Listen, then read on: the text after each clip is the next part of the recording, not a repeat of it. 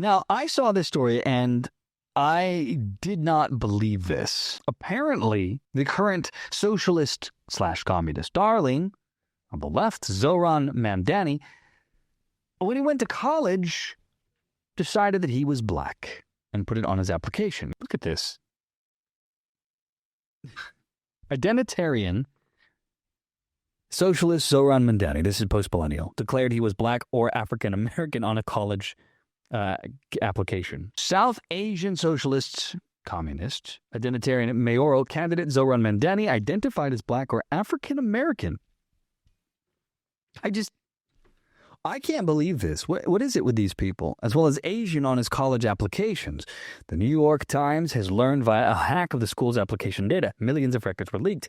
Mamdani, who was born to parents of Indian descent in Uganda, said he checked the box because the identity boxes on the application weren't enough to show the breadth and scope of his ethnic and racial composition. So he wanted some of that black power for himself to give himself a leg up in getting his application approved. It's almost, on one hand, hard to fault him because the system itself was entirely corrupt, allowing people to be chosen based on their race, which is antithetical to the American way. You should never have race be a defining factor in whether or not you can get a job or college application. Title IX should have dealt with that, but whatever. Anyway, so he admitted to the Times that that as a high school senior in 2009, he filled out all his forms the same way, including on his application to Columbia University. So he's not even denying this. God damn. Where his father taught then and is still on the faculty.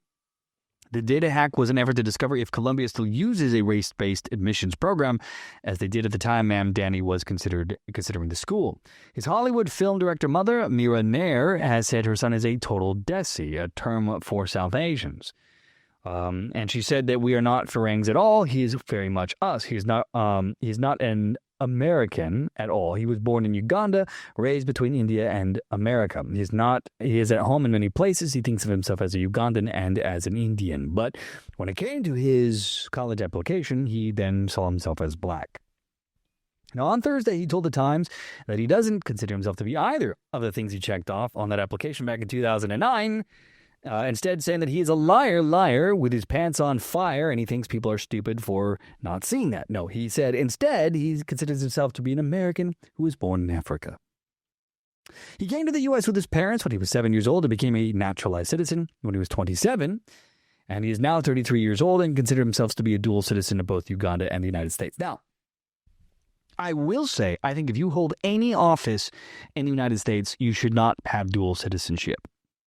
Straight up. He needs to renounce his Ugandan citizenship if he wants to have any kind of office here in the U.S. That is a massive conflict of interest. U.S.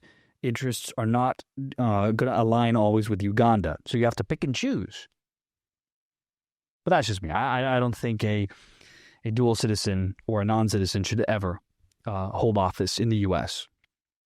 Anyway, Zohran said that his answers on the college application were an attempt to represent his complex background, given the limited choices before him, not to gain an upper hand in the admissions process. What a lying piece of shit. Of course it was to gain an upper hand in the admissions process. Otherwise, he wouldn't have put it in there.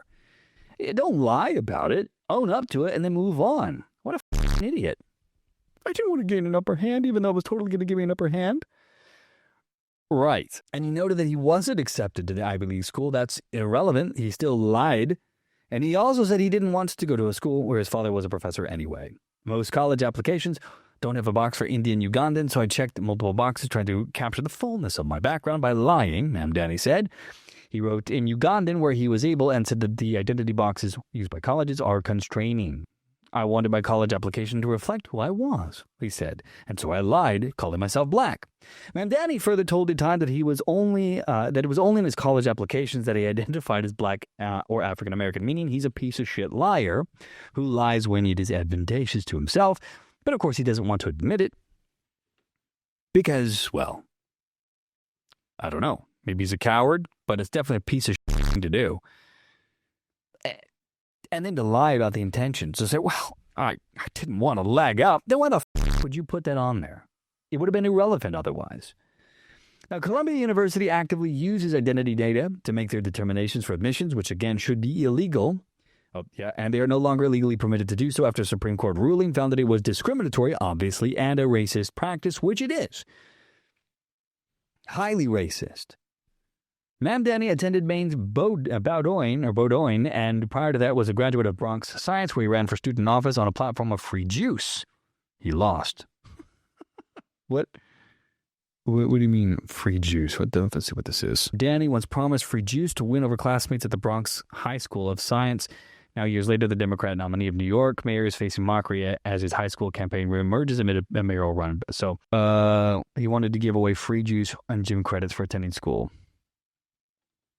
Well, that's not a surprise from a communist. Anyway, he's used his South Asian identity widely in the New York City mayoral campaign and said he got into politics in part due to the fight in the Middle East of Palestinians against Israel.